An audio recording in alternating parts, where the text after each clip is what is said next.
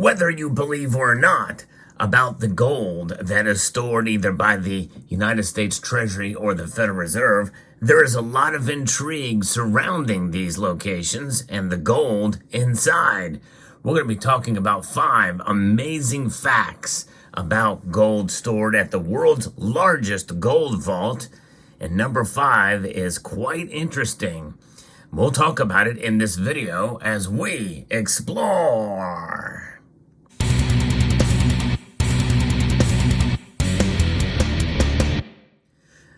Gold has always intrigued us, and there's so much of it in the world, and it's hard to believe that there's so much of it stored in one place. I'm not talking about Fort Knox. That's the most popular and most famous place. Movies have been made about it. There's been a movie made about this place too that holds even more gold than Fort Knox. I'm talking about the gold vaults under the New York Fed. That's right, Die Hard 3 comes to mind with regards to gold stored there. So in this video, we're going to be talking about some 5 amazing facts there. And I thought I would pull out all stops and put on display for you my entire collection of cast gold bars. For reference, this is the closest thing I can find that would closely resemble at least in some degree and fashion the kind of gold that's stored in the New York Fed. So fact number 1 is about the custodial nature of the bars that are there at the New York Fed. This is pretty interesting.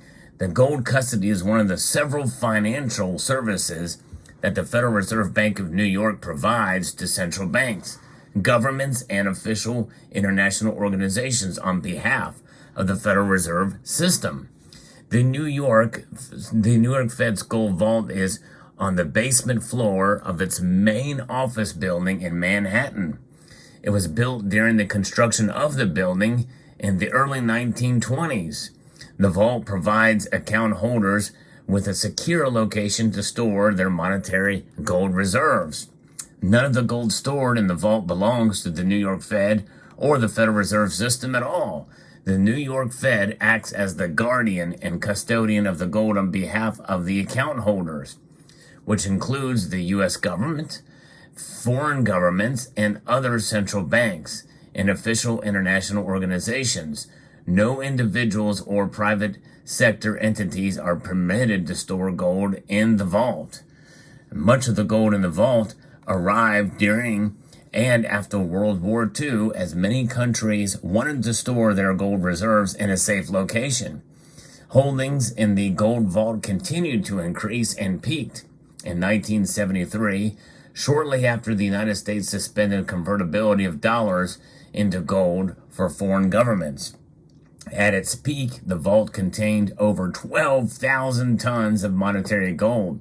Since that time, gold deposits and withdrawal activity has slowed, and the vault has experienced a gradual but steady decline in overall holdings. However, the vault today remains the world's largest known depository of monetary gold. And that's a pretty amazing fact. In fact, as of this year in 2024, the vault housed approximately 507,000 gold bars with a combined weight of 6,331 metric tons. The vault is able to support this weight because it rests on the bedrock of Manhattan Island, 80 feet below street level and 50 feet below sea level.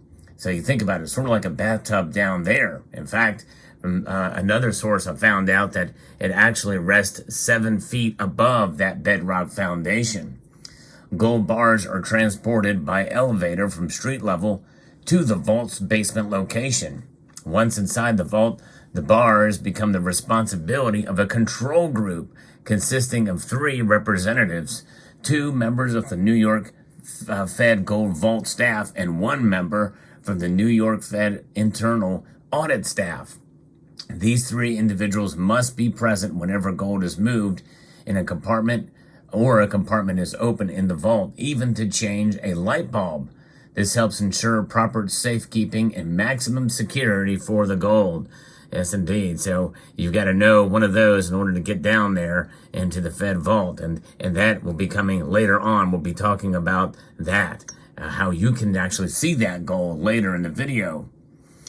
All bars brought into the vault for deposit are carefully weighed, and the refiner and finest purity markings of the bars are inspected to ensure that they agree with the depositor instructions and recorded in the New York Fed's records.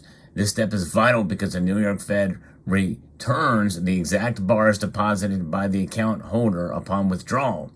Gold deposits are not considered fungible. Following the verification process, the gold is moved to one of the vault's 122 compartments, where each compartment contains gold held by a single account holder, meaning that the gold is not commingled between account holders.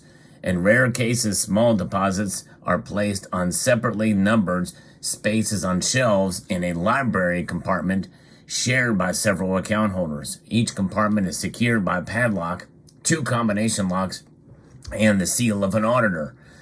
Compartments are numbered rather than named to maintain confidentiality of the account holders. The New York Fed charges account holders a handling fee for gold transactions, including when gold enters or leaves the vault or ownership transfers, which is essentially movement between compartments, but otherwise does not charge fees for gold storage. And so that's about the storing of the gold, which is fact number 2. Now let's talk about the gold bars themselves. And this is where it gets pretty interesting about the New York Fed here. So gold bars are mostly uniform. There are subtle differences that can signify, among other unique characteristics, when and where the bar is cast. Before 1986, bars cast in the United States generally were rectangular bricks. Currently, however, bars cast in the United States conform to the long-standing international standard for most bars cast overseas, which are trapezoidal in shape. And some of you have seen images of those bars, but for bars cast in the United States under the pre-1986 standard, a bar shape can also indicate where it was cast. Bars from the Denver assay office have rounded sides. Bars from the San Francisco assay office have rounded corners. And bars from the New York assay office have squared edges. Markings on the bar reveal information about its production. For example, a set of numbers on the bar often identifies its melt, the molten gold from which a bar is made, while another set indicates its fineness or purity. A stamped seal of a refiner often identifies where the gold was cast. Surprisingly, gold bars are not 100% pure gold. If they were 100% pure, the bars would become too malleable to preserve their shape. This would render them difficult to store or move. Therefore, each bar contains a small amount of at least one other metal, such as copper, silver, or, yes, even platinum, which is pretty amazing. Tinges of color can indicate the bar's type of alloy. However, modest form, which a particular bar is composed, for example, traces of silver and platinum, give the bar sort of a whitish shade. Copper is most often found in reddish bars, and iron produces a greenish hue. And so when we think about that, these bars, they don't tell you how much they weigh, but my guess is they're probably 400 ounces. And a bar that size, it can be, 3 nines or 2 nines and a 6 or what have you. You see some of those images there, they can certainly vary. 996.9, and there's also a year that the bar was made, and that gives you an idea there. But my guess is the bigger the bar, the more chances that it could actually fold in on itself, much as we see with the world's largest coins. When you move it, they can actually kind of droop in on itself because of the malleability of it, because it's such a dense metal. But a bar like this, it can be very, very pure. So this is a 4 nines pure bar, and it's just too small for that kind of activity to happen. But if this weighed 400 ounces, well, it'll be a different story. So inserting a little bit of other metal kind of preserves that. The United States Mint, for instance, produced their first 4 nines fine gold coin in 2006, and this is that coin. And of course, coins are a little bit different. obviously, but if you do handle it a lot, well, you're going to wear that gold off. And handling is one thing that does happen in gold vaults. So that's where that comes from. Pretty intriguing indeed. Now, the market value for a gold bar depends on its weight, purity level, and the prevailing market price for gold, according to this publication here from the Fed. Rather than marked pricing, which fluctuates daily, the New York Fed uses the United States official book value, which is $42.22 per troy ounce for gold holdings. And that is the description of the bars there for the New York Fed. Now, the fourth aspect here is the security around this. And by the way, the amount of gold stored there is about 5% of all gold ever mined on the entire planet. That's pretty intriguing. That's a large concentration of gold. And it accounts for 25% of all gold holdings or gold stored in central banks around the world. Pretty intriguing. The next level here, the next fact is security. The vault is safeguarded by a comprehensive multi-layered security system, highlighted by a 90-ton steel cylindrical protecting the only entry into the vault. The 9-foot-tall cylinder is set within a 140-ton steel and concrete frame that, when closed, creates an airtight and watertight seal. Also, once closed, 4 steel rods are inserted into the holes in the cylinder, and time clocks are engaged, locking the vault until the next business day. Imagine getting locked overnight in that vault. You're there. You're stuck until the next business day. Security is further enhanced by the massive steel reinforced concrete walls surrounding the vault and 24-hour monitoring of activity inside and outside of the vault by security cameras as well as the use of motion sensors when the vault is closed. Continuous supervision by the vault control group also ensures that proper security procedures are followed at all times. Additionally, the gold is protected by the New York Fed's robust building security system and the Armed Federal Reserve Police Force. And by the way, that is intriguing to see all that. There is actually a shooting range down there too, where they can practice their skills. And also, with regards to the gold held there, as far as security, well, it's not tested there. That's right, the gold that arrives there is not tested for authenticity. So that's kind of intriguing. In other words, is it a chance that that gold could be fake? Well, likely it's been vetted very, very strongly by outside before it even gets there. So by the time it gets there, it's been tested, is likely the case. Now, the last fact here, number 5, is actually quite intriguing. You can actually visit and see the gold for yourself. It's pretty wild, whereas you could not do that at Fort Knox. And Fort Knox holds the gold reserves on behalf of the Fed under the custody of the U.S. Treasury system, the United States Treasury. But here at the New York Fed, well, you can actually visit, and yes, you can actually see the gold that's there. Pretty remarkable to think about that.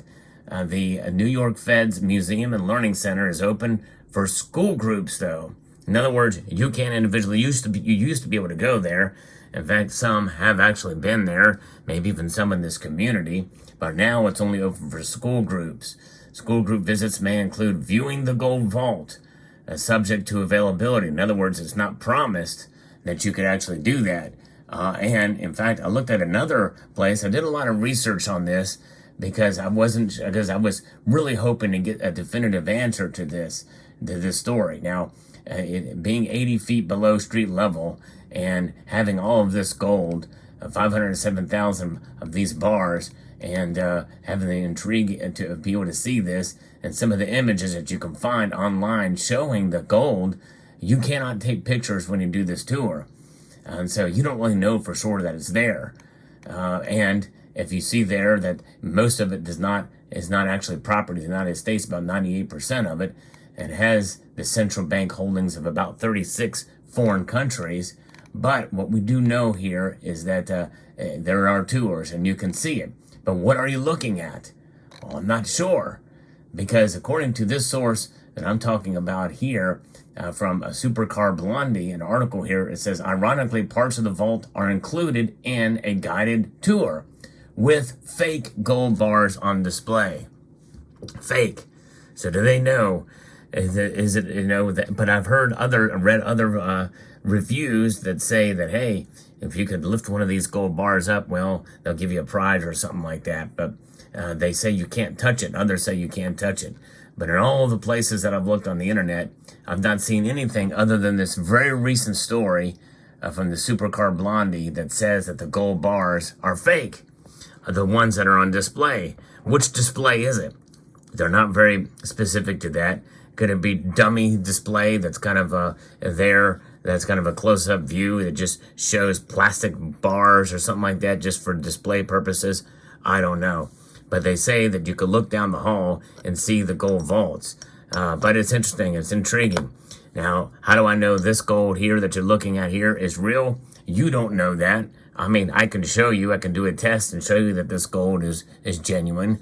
But in the end, there's no way really to know unless you have it and test it yourself. But gold, intriguing it is.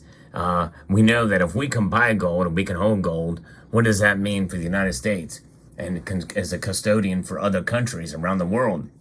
A very secure vault indeed. Let me know what your thoughts are about these facts about the gold stored in the New York Fed. Hope you found this video informative, insightful, and entertaining. I would like to extend a multitude of gratitude to each and every one of you for taking the time to watch, and to encourage you to please rate, share, comment, and subscribe.